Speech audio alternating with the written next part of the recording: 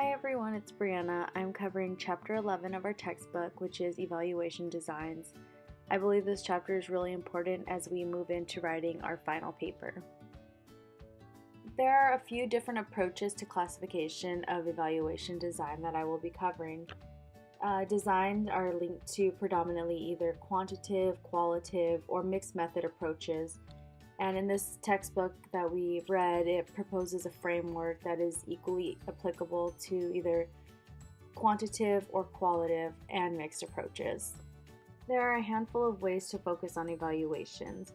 In our textbook, it mentions purpose and situation, focus and target of evaluation, modeling and methods, roles and relationships, evaluation results and impacts, approaches to complexity, and professional qualities. And all these are so important to really understand and take into the process of evaluation design. There are 8 design steps.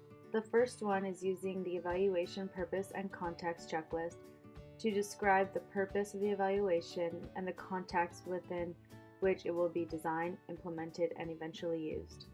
Within this, there are many purposes in which evaluations are used, some of which include developmental, formative evaluation, as well as summative, which we will go over later, as well as adapting to the intervention of a new context or adapting to a previous one with a major change, as well as to promote accountability, learning, and to help make resource allocation decisions on competing or best alternatives.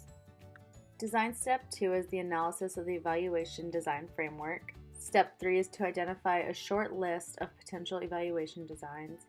Step 4 is to take into consideration the preferred methodological approach, which can be used to either choose qualitative or quantitative, and it's really a choice of evaluation design, which is determined by the preference of the clients, stakeholders, and evaluators. Step 5 covers strategies for strengthening the basic evaluation designs. Design step 6 is the evaluability analysis to assess the technical resource and political feasibility of each design. Design step 7 is the preparation of a shortlist of evaluation design options for discussion with clients and possibly other stakeholders. This is different though from step number 3. Design step 8 is an agreement on the final evaluation design.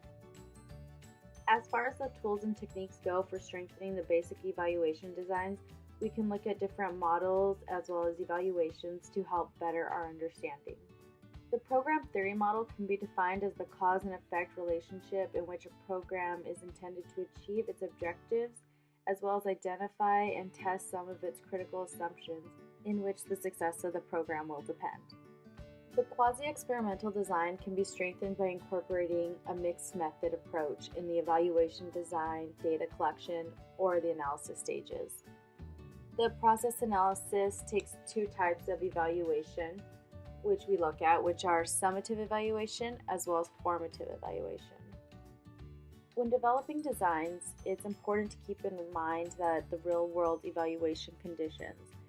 In order to keep up with the real world, it is important to look at different kinds of designs, such as experimental designs, quasi-experimental designs, as well as non-experimental designs. When it comes to experimental designs, there's randomized control trials, or RCTs.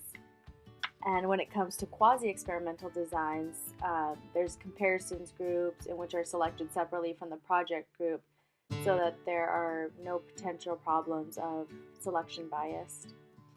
As far as non-experimental designs, they do not use statistical comparison groups. When it comes to determining appropriate methods, quantitative, qualitative, and a combination all have their own advantages. Keeping that in mind, there is no best method. So for a quick review, if possible, pre-select an appropriate evaluation design framework. Always remember feasibility, as well as keep in mind the 8 design steps.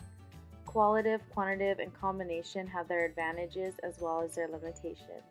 These are all important things to keep in mind as we go into writing our final papers. Thank you guys so much for watching. If you have any other questions on Chapter 11, please let me know, and I will be more than happy to reach out back to you and answer any questions or concerns you may have. Thanks.